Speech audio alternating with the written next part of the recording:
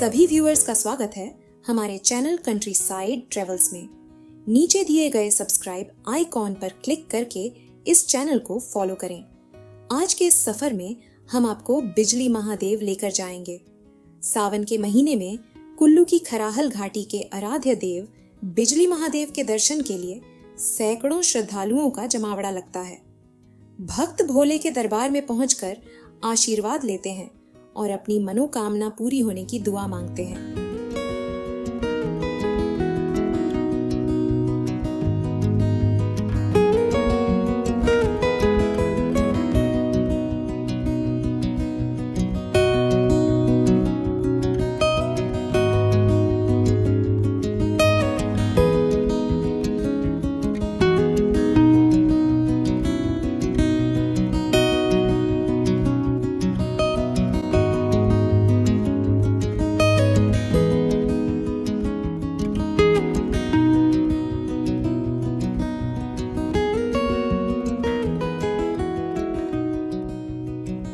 बिजली महादेव कैसे पहुंचे?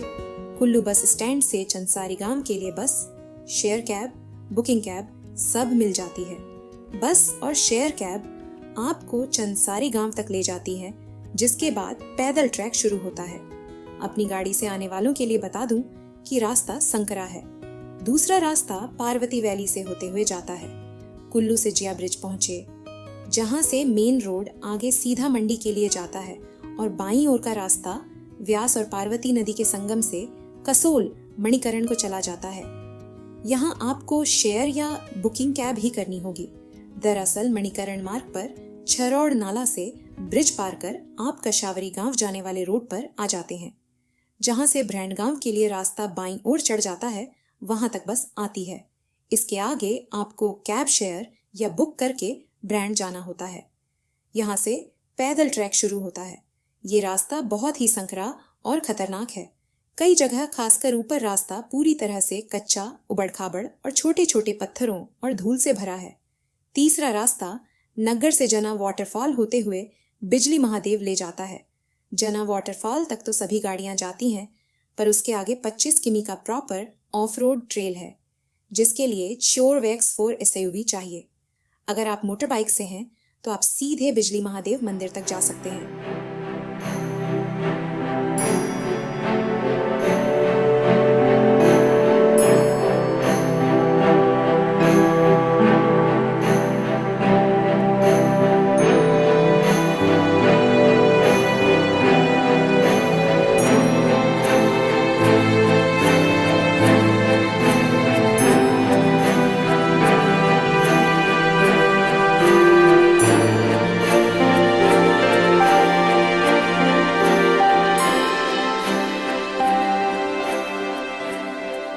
भारत में भगवान शिव के अनेक अद्भुत मंदिर हैं। उन्हीं में से एक है हिमाचल प्रदेश के कुल्लू में स्थित बिजली महादेव है।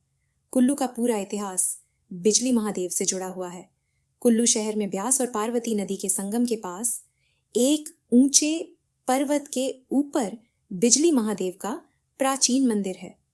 पूरी कुल्लू घाटी में ऐसी मान्यता है कि यह घाटी एक विशालकाय सांप का रूप है। इस सांप का वध भगवान शिव ने किया था।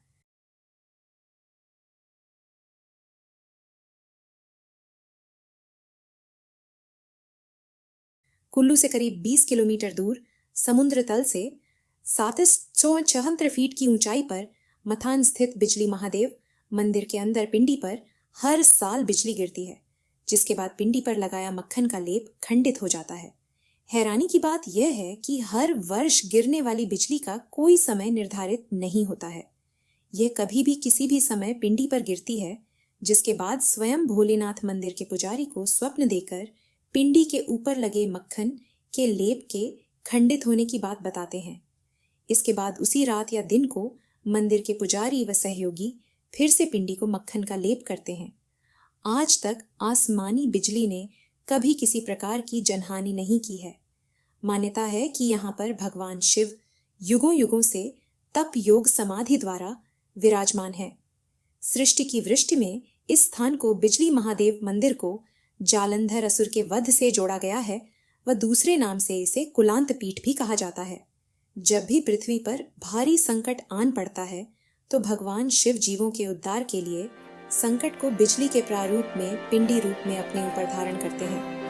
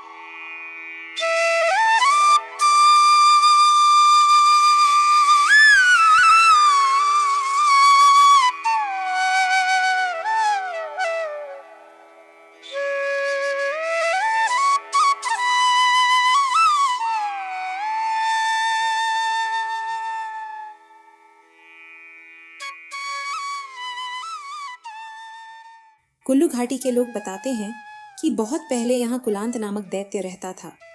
दैत्य कुल्लू के पास की नागणधार से अजगर का रूप धारण कर मंडी की घोघर धार से होता हुआ लाहुल स्पीति से मथान गांव आ गया।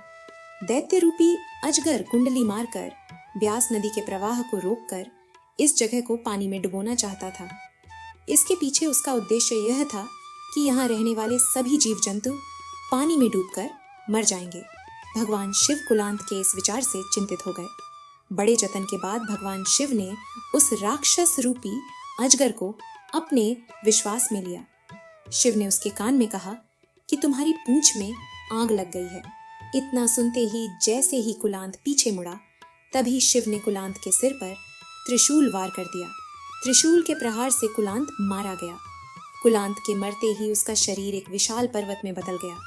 उसका शरीर धरती के जितने हिस्से में फैला हुआ था, वह पूरा की पूरा क्षेत्र पर्वत में बदल गया। कुल्लू घाटी का बिजली महादेव से रोहतांग दर्रा और उधर मंडी के घोक घरधार तक की घाटी कुलांत के शरीर से निर्मित मानी जाती है।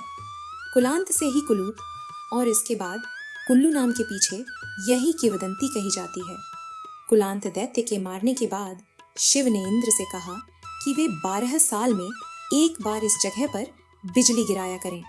हर 12वें साल में यहाँ आकाशीय बिजली गिरती है। इस बिजली से शिवलिंग खंडित हो जाता है। शिवलिंग के टुकड़े इकट्ठा करके शिव जी का पुजारी मक्खन से जोड़कर स्थापित कर लेता है। कुछ समय बाद पिंडी अपने पुराने स्वरूप में आ जाती है।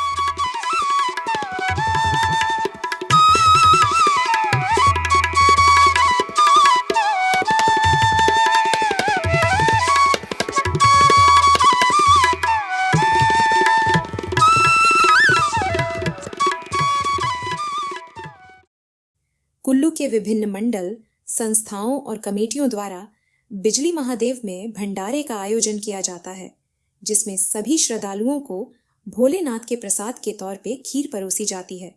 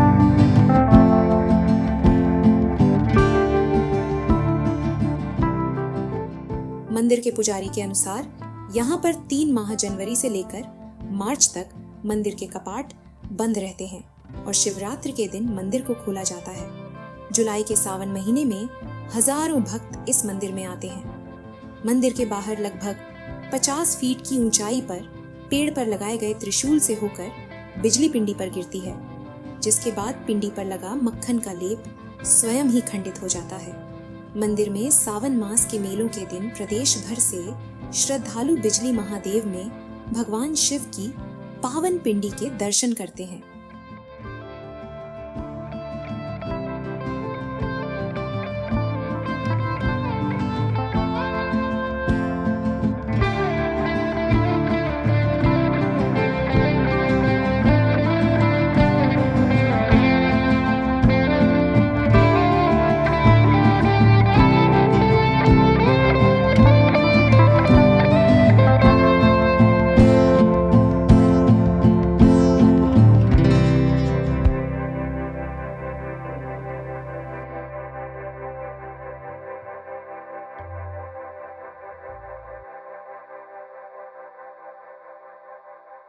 बिजली शिवलिंग पर गिरने के बारे में कहा जाता है कि भगवान शिव नहीं चाहते थे कि जब बिजली गिरे तो जन धन को इससे नुकसान पहुंचे।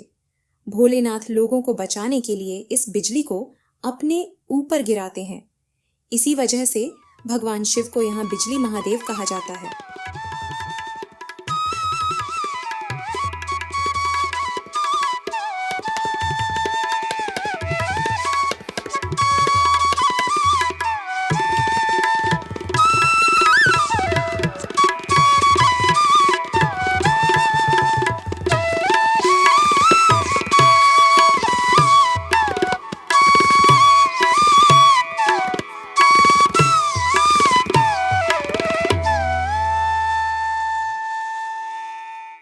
आप यहाँ बिजली महादेव पर कैंपिंग कर सकते हैं। कुछ स्थानीय लोग यहाँ दुकानें चलाते हैं, वही यहाँ पर कैंपिंग की व्यवस्था करते हैं। आप चाहें तो अपना खुद का टेंट भी लगा सकते हैं। मौसम के अनुसार ये सुविधा चलाई जाती है। शाम को अंधेरा होते ही बोनफायर जला लीजिए, खुद का खाना पकाइए और सो जाइए सितारों के नीचे।